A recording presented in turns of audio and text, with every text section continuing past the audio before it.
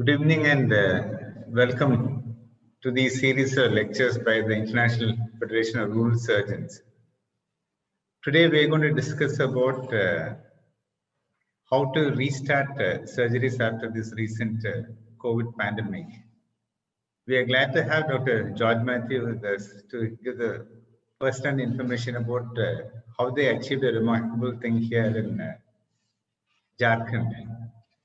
We are at a hospital called Shanti Bhavan Medical Center in Biru. It's one of the most backward districts of Jharkhand. And it's the nearest surgical facility or place where you can get surgical supplies is about 3.5 hours drive from here. And the pandemic was announced and the lockdown was announced all of a sudden. So I'll hand over to Dr. George Matthew to sort of describe how they managed during this pandemic and also how we restarted the surgeries after the pandemic. With a remarkable achievement that none of the staff got infected with COVID, nor did any of the patients or their relatives. The patients' relatives also did not get any infections. So I'm handing over to Dr. George Matthew. Good evening, everybody, and I thank Dr. Jnanraj for this opportunity to share our experience from Shanti Bhavan Medical Center. As Dr. Jnanraj briefly told you, I'll just tell you the context in which we are situated. We are literally in the middle of nowhere in one of the most backward areas of Jharkhand. Far away from any town or city. And the announcement of the lockdown came very sudden for us. We are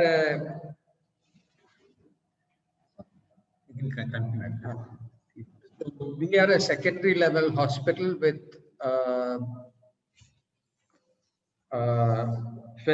specialties like urology mainly and occasional cardiac surgery. Now, we were surprised when we were designated as the COVID hospital for the whole district. We were totally unprepared for this because we didn't anticipate this task. And when we got out of the shock of knowing this, we found that we had no supplies, we had no PPEs, we had no materials for sanitization. And so we had to do everything in-house because of the lockdown, nothing was available and we couldn't procure materials. Now, if you look at the general data around from India, in those hospitals where COVID patients have been taken care of, there is an average of about 10% or 7 to 15% of the staff being COVID positive. It is, of course, higher in Western countries. And in the COVID designated centers, maybe as high as 20%. Now, with our protocols and the way we handled COVID patients and COVID infected people, I must say that we are fortunate that none of our staff have got infected from any of the patients or the local patients around. One staff had infection of COVID, but that was a person who went home to Bihar and where he was in contact with COVID positive people. And she came while she was having fever and she was found to be having COVID infection. Now, we had to do everything locally, and so we had to make our own PPE. We had to model our own PPE looking at what was available on the internet and Google and other forms of information. So we made stitched local PPEs, which we thought would be adequate. We had to train all staff in the protocols that we had to follow, because within a short time we were to receive COVID positive patients. And every member of our staff needed to know the protocol, because the strength is any system is the weakest chain that is present in that system. So you can see here our nurses and our tailor is stitching locally made PPE. We stitched masks, which are 3 layers and 4 layers, because no N95 masks were available. Because of the stigma of COVID and staff were being stigmatized, all our staff were provided accommodation in-house and were provided all 3 meals. This is what the locally made PPE looked like, nothing like what is available in the market now. We had to make our own protective barriers for examining patients and COVID positive patients who came to our center for treatment. So one important thing was that every member of the staff, including the housekeeping and the clinic staff, were completely versed in the protocols that we needed to follow about PPE for sanitation and disinfection of all PPE. We also had to make some modifications and innovations to keep our staff safe while screening COVID positive patients. This is the COVID OPD. Patients come outside and they are screened, and they are screened for temperature using a digital thermometer, but we keep a distance using a ladle which is almost 6 feet long, and we monitor pulse oximeter, which has got a long cord, so the patient can be relatively at a safe distance from the healthcare personnel. Initially, we also gave a hood, plastic hood, that all patients must wear. This was because of the awareness of droplet infection during coughing and sneezing. So when patients speak or they cough, we wanted to protect the healthcare staff from any droplet infection. So all patients had to wear a mask and a hood. And in the ward, if they had to have oxygen, we had modified a locally made hood which prevented droplet infection. This was nothing but a locally made improvisation. We had to improvise a intubation box where safe intubation could be done without the fear of droplet infection, as well as for prone positioning of the patient if they need oxygen. We had only the commonly available drugs. We had no resources nor availability of remdesivir or other antibiotics which are thought to be useful in COVID. We had the medicines which were initially thought to be effective for COVID, and this is what we used.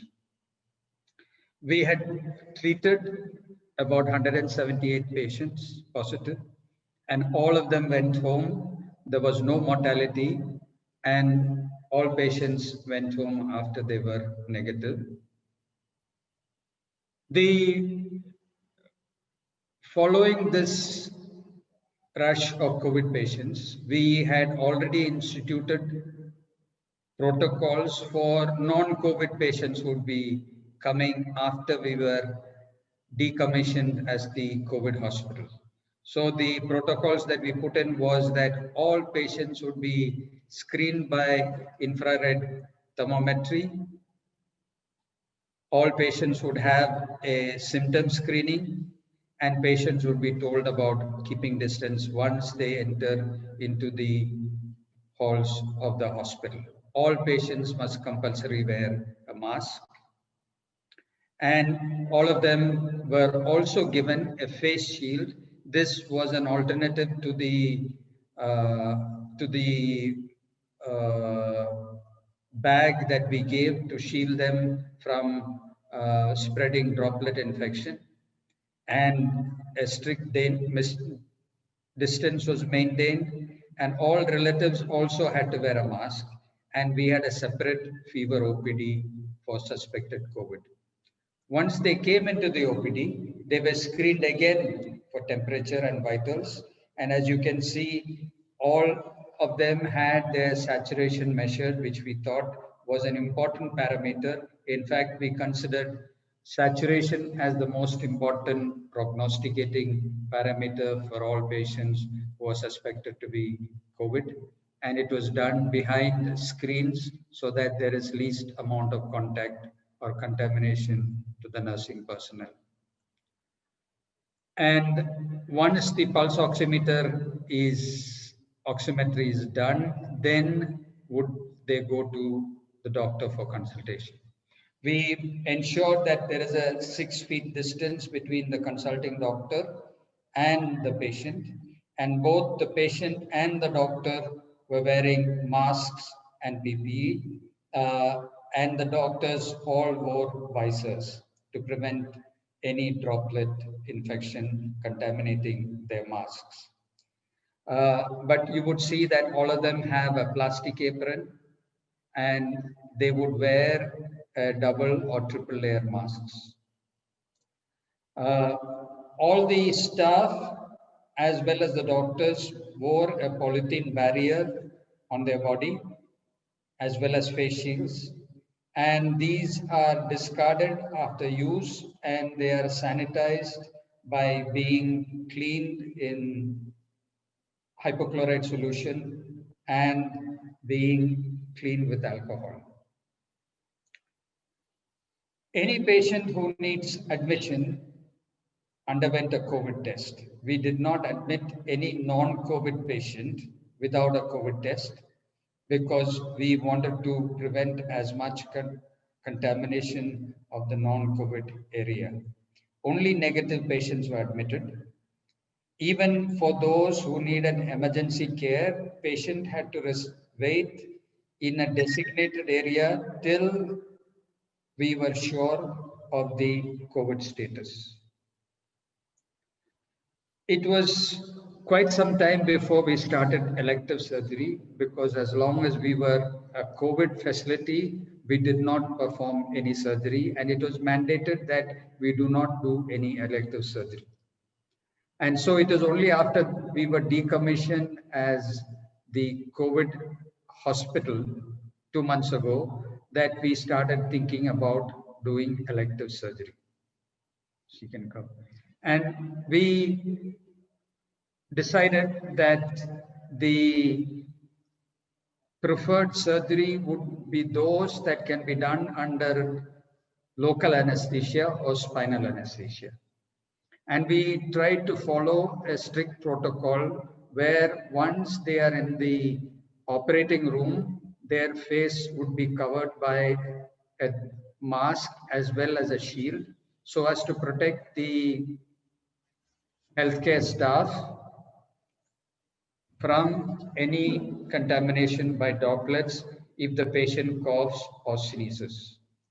Even if we had to give oxygen, we had modified a protective barrier through which oxygen could be given. Now, as I said, surgeries were the preferred surgeries that could be done were the ones that we could do under local anesthesia or spinal anesthesia. One, because it then does not necessitate intubation and aerosolization.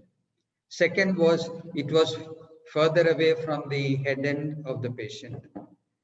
And for the surgery, we had decided on certain protocols. Was one, that we would use cautery, but cautery would be used judiciously by sucking out the smoke as soon as the cautery is used. We used plastic and disposable drapes made from ordinary polythene sheets so that there is no contamination of the drapes and the sheets that are used under the patient. And all staff would wear full PPE with double masking, visor, and gloves and aprons, even if they are only assisting or in the theater. And we made sure that the theater rooms have got cross ventilation, that all the doors were left open even though they were meant to be air conditioned, so that there is cross ventilation and there is no closed space for contamination. What is recommended now for laparoscopic surgery is to use gasless laparoscopic surgery. And in urological surgeries, anyway, not much gas is used. And to barrier the upper end of the patient from the lower end so that the operating environment is totally safe. Post-operatively, all linen that is used in the theater is soaked in hypochlorite solution for a minimum of 30 minutes. The operating room floor and surface is cleaned with hypochlorite solution. We maintain distance with all the nursing staff and the other supportive staff in the theater at a minimum of 6 feet. We do not allow any patient relatives, and they have to wait in an area which is designated far away from the theater. Since we have introduced this protocol, although initially it was cumbersome, we find that the patients seem to accept this protocol, but it has increased our cost of operating and materials by about 25%. This is an issue because now many of our patients who were under the government reimbursement scheme are paying less because the reimbursement rates have been reduced recently.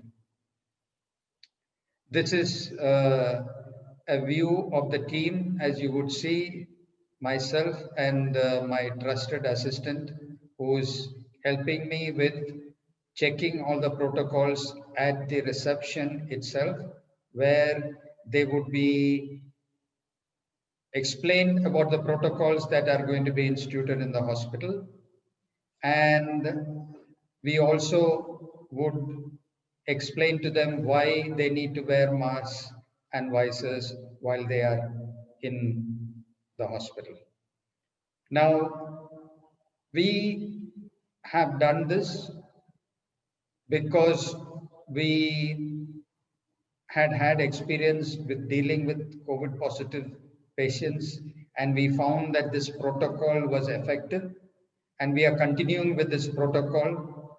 We are not saying this is the best protocol to follow, but the proof of the pudding is in eating. So far, we have not had any infection among the staff or patients who have been admitted who have then become positive subsequently. So we think these protocols and procedures that we have put in place will stand the test of time, but we will modify this as we go along, gaining more experience. Thank you.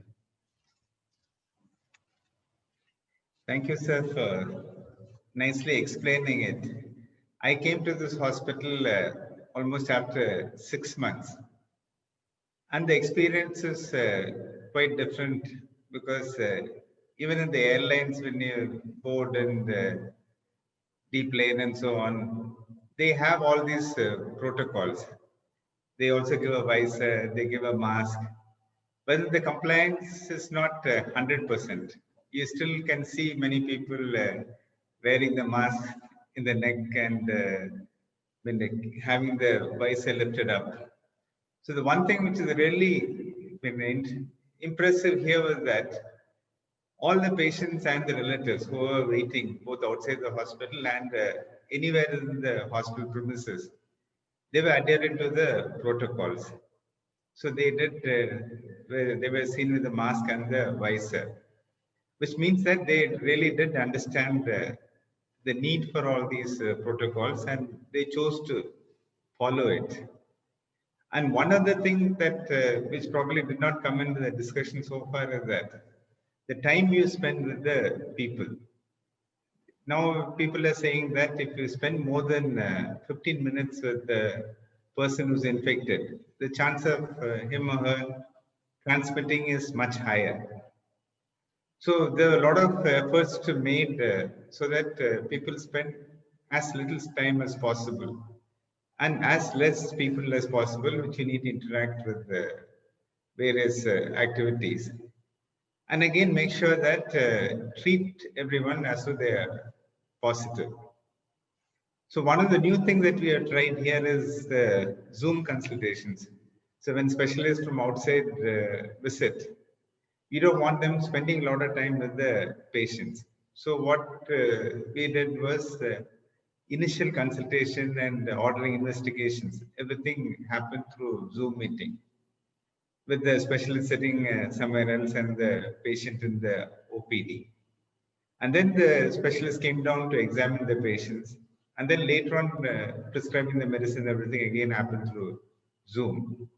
So it is possible that when you teach a new system or new protocol or new this thing, even patients from remote tribal areas do accept it. And when the leader is showing the way by leading from front, everybody down the line keep following the protocols. And that is probably the reason for the success. And I'd like to request Dr. Anjali, the doctor who worked here, to share experience about how stressful or not so stressful. I'm sure she's finding talking now a little stressful, but that's okay. When the protocols were initially put up, it was a little difficult to follow, and whenever anything new is put up, it's always difficult. But when there is someone who is to lead, and when it is repeated again and again, then it gets more inserted into the minds of the people that it is very important that these protocols have to be followed, and it is for the safety not only of ourselves but also of others. So then the only way to protect each other is we keep safe both ourselves and the others. So that was the main thing that was reinforced on and on. That's why it was from the part of the staff as well as the patients and the attenders who came, that they could follow all these new protocols and other way of OP consultation, the surgery, and all the other staff management. Okay, I'd like to ask Dr. George Matthew a few questions.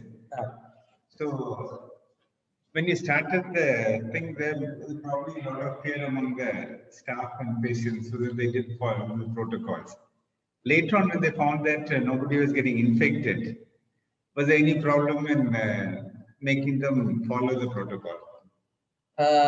Yeah, there are two issues. One, when we started, even I was petrified.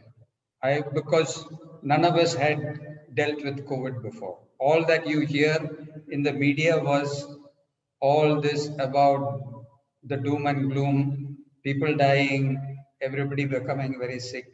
So we had to start somewhere.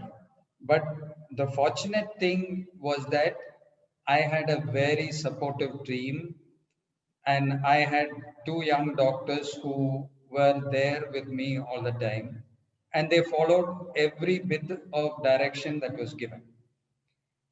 And then once we started doing it, then we realized that we were reasonably protected, although there were many positive patients. And then after some time, the nurses also started getting more confidence. It is not that they were not afraid. They were all afraid. And in between, so we had to meet every day almost to reassure each other that what we are doing is safe enough, and that if we continue to do what we had decided to do, we will be relatively safe. The second was that after some time, when we had dealt with more and more patients, then people started thinking that, oh, now it's, no big deal. And so there was a tendency to slack down. In other words, to sort of cut short the protocols about wearing visors, wearing gloves, so one of the unpleasant jobs I had to do was to be like an army sergeant, always at their back saying that you cannot afford to relax. You have to follow the protocol. The third problem was when we started admitting non-COVID patients. I told you that we screened all non-COVID patients who had to be admitted. But the screening test we have is not 100% reliable. What we do is a rapid antigen screening test, and we know that 50% of negatives can turn out to be positive. So the only way was to keep telling ourselves, reminding ourselves that we still need to treat every patient as a potential positive patient. In other words, even though the test was negative, we still follow all the protocols we were following for a COVID positive patient in the ward and in the procedure room and in the theater. So that is what we have done. It is not easy, but I think all of you can do it, but you need to start somewhere. But my only advice is that be willing to adapt, be willing to innovate, be willing to improvise, because you may not have everything that is given in the literature. You won't have the ultimate in PPE, you won't have the ultimate in medicines, you won't have the ultimate in sanitary protection, but start with what you have and be very strict with your protocols. In one of the pictures that we saw the patient wearing a polythene bag. Obviously, it must be very uncomfortable to do that. How did the patients react to these sort of things? And is there any problem of patient because they rebreathe the air in a polythene closed environment? Is there any problem? Before we started asking the patient to wear, I tried it on myself.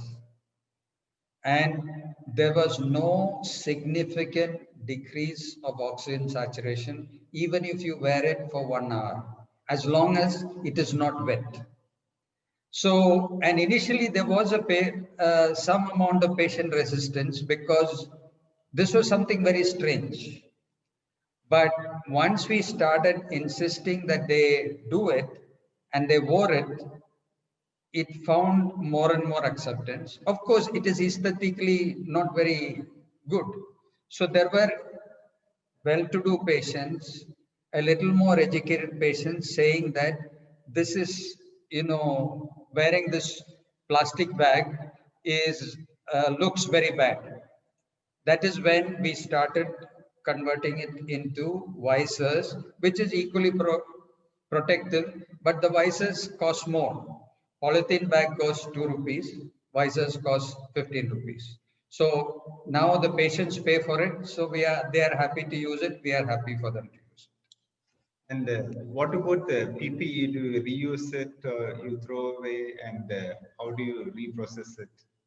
The PPEs are made in such a way that there is a plastic covering on top of a cloth gown, except the apron. So that is our outer gown. We in fact had a full plastic gown on top of that.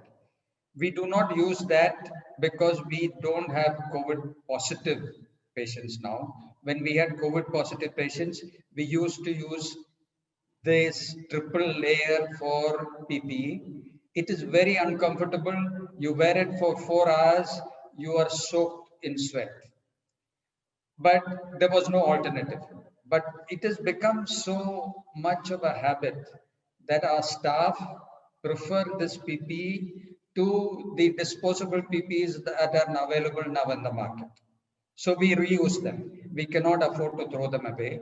What we do is it is soaked in hypochlorite, then it is soaked in water, then it is taken out after that the next day, and it is washed, then it is dried in the sun for 24 hours, and then it is sterilized by ethylene dioxide and then reused. And what is your opinion about how long would these sort of measures continue? Now, probably India has reached a peak and the number of cases has started coming down. Do you foresee that we go back to the older ways, or this will be the new norm, or how do you adapt to these? I confess I'm not a virologist or an epidemiologist. I'm just an ordinary surgeon. So whatever I say is not prediction as a virologist or an epidemiologist would say. Maybe we have reached the plateau or the peak, but I think this is a new reality. This infection is going to be in the community for a relatively long period of time till universal vaccine for COVID is available in India, and especially in the rural population until a sizable portion of the population is covered by vaccine. And even if there is vaccine, we do not know about the protective efficacy of the vaccine. So I don't want to go into all those controversial areas. All I can say is that we need to know that this is the new norm. We need to accept that medicine is not going to go back to what it was in the past. We need to continue to follow these protocols of personal safety, safe distancing, sanitization for a considerable period of time. So we may as well start now and think that this is the way in the future. One other thing I noticed was that even though all the other protocols are very strictly followed, the protocols about hand washing or using sanitization or alcohol swabs and those sort of things, I didn't notice it happening too much. But still, there's no infection. So, can we sort of do away with those things? Or what is your? There are numerous theories and hypotheses which are going around.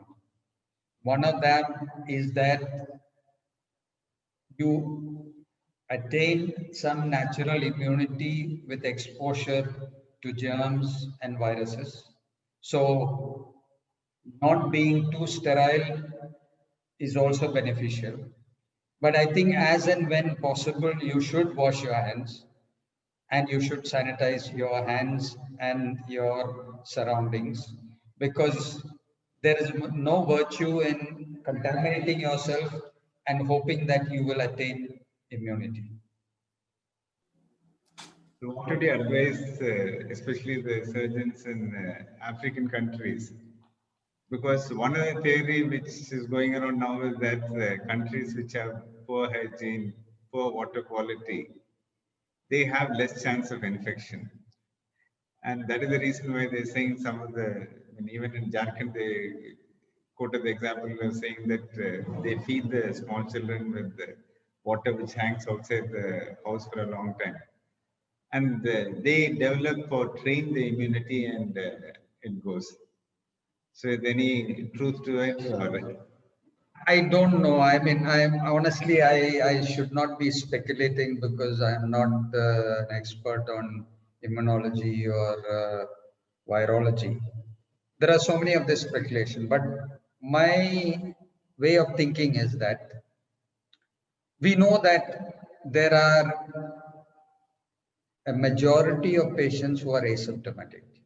So in your circumstance, Patients who come to you for routine surgery may have an asymptomatic infection. Now, unless you screen them, you're not going to detect.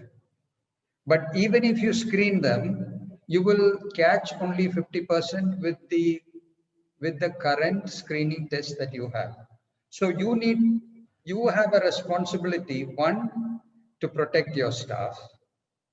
Second, you have a responsibility to protect the other patients. So I think you need to have a reasonable amount of protocols for safety of yourself and your colleagues and the patients who are also in the hospital. So I think you need to have protocols. You cannot just expect that natural immunity will take care of every problem. And in surgery, you still want to maintain aseptic precautions to prevent ordinary bacterial infection. This is just one extra step. And I don't think it takes too much of an effort once you have trained your staff and you've got a protocol in place, which they will all get used to. So it is just a question of a mindset where you start a new system of functioning and then it becomes a routine. So I would say that you have a realistic protocol rather than just leaving it to immunity and chance. Would you like to add anything of your experience? You're one of those who have been operating during this time. Anything special you have done or anything different you're doing now compared to earlier? You need to unmute. Still we are different that you're doing now compared to earlier, because you have done few surgeries and you have done quite a bit of gasless also during the pandemic. Of course. Yes, we did. We did a lot of surgeries actually. We have done in last 3 months. We have done, I think, it will be around 60 or more surgeries. Oh, that's great. Do you screen your patients for COVID before you operate? Yeah, we are screening patients before we admit the patient. Yes. And so you do routine screening. Where do you do the screening test? In OPD before admission. Okay. So you're screening all patients for elective surgery? Yes. Okay, right. And anyone who is symptomatic and even though asymptomatic and positive, we are not entertaining them. Yes. We are not treating them in our hospital. We send them, refer them to civil hospitals. We had few patients who were admitted and we found positive. Yes. But none of the patients who we operated became positive. Okay. That's very good. Yeah. What about your staff? Any of your staff became positive? Yeah, we had few staffs who were positive. Okay. But all were asymptomatic. Okay, right. 5 of them. All right, 5 staff. What about the PPE? What type of PPE are you using? We are not using PPE right now. We only use mask and we do practice social distancing during OPD consultations and all. And do you use double mask or single mask? I use single mask, and most of our staff also use a single surgical mask, three layer. 3 layer. And our staff, nursing staff, they use the disposable gowns, which are used in the surgery, and these are autoclaved, washed, autoclaved, and then reused by the staff during the OPD and the ward rounds and wherever it is possible. I mean, when they are on duty, they use it, the nursing staff. Maybe you should consider double masks. That's one thing which is here. Everyone keeps wearing double masks and no one has got infected. The other is maybe you should think of wearing visor. They are not very costly now. Yeah. You know, and it is another additional layer of protection. Yes, yes. Do you The have staff all for, your patients wearing mask? yes, yes. We have those like those who are handling the patients for vital examinations before the OPD entry into the OPD. Those sisters use this face shield, mask, Yes. gloves, and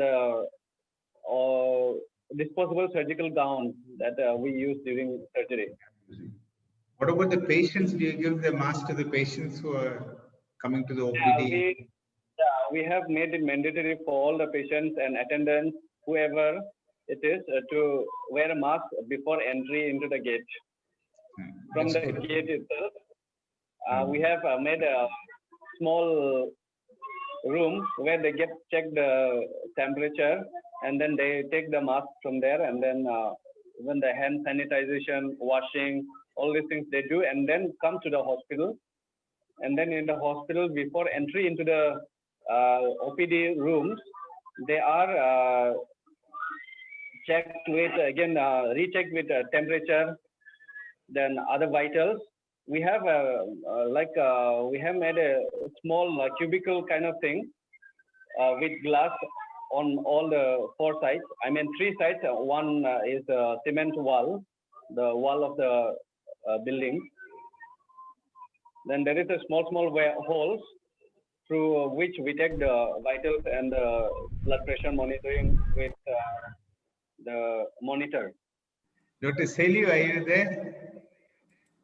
How is it in Nigeria? Well, it is not. Yes, it's not as aggressive. The mortality here is low, but I've seen 2 cases in my hospital. Well, using PPE, but was not very uniform all the time. Some of the time, nothing to use. We had 2 patients that had it. We lost the 2 patients. We only tried to improve the immunity of our staff using chloroquine, vitamin D, zinc, and none of my staff got infected. And Dr. Elijah, what about Kenya? How is the situation there? In Chogoria, we've been okay until maybe recently, a couple of weeks, when some of the first doctor got infected. Before that, we have been quite okay, but the last couple of weeks, once the first doctor got infected, a second one was diagnosed to have COVID. We also have a couple of nurses, but other than that, I think overall, comparing with the rest of the Kenyan hospitals, Chogoria, we've done pretty well in terms of avoiding hospital worker infection. There are some hospitals which have had more doctors infected. Countrywide, we've lost 2 doctors so far who are renowned, but otherwise, there's the lower cadres that the clinical officers and the nurses have been mostly affected, but the situation is improving now because most hospitals now are knowing the precautions and are utilizing more precautions in handling these patients. Okay, so thank you for sharing. And what is the take-home message from the hospital where I'm now, with no infection to the staff, although they treated about 200 patients who are COVID positive? Few things probably could be the take-home message for all of us. One is that the difference between this place and other places is that people here are wearing double masks. One N95 or one cotton and so on. The cotton masks probably make it a little more comfortable to wear. So we have a N95 and the cotton mask. It adds to the comfort and probably has more protection. And again, the visor seems to help quite a bit because of the presence of the visor, you don't touch your face and nose and all that thing very frequently. And most of us, I find washing only when they're leaving the place, using the sanitizer. Probably you might save quite a bit on the sanitizer and other things. If you're using a visor, which is not all that expensive. And again, polythene protective coating. And here they use the scrubs rather than your regular clothes. So we have scrubs and polythene sheet cover, double mask, and probably a visor which is not very expensive. We can almost have achieve what they achieved having no infection, which is this thing. Thanks for joining. Bye.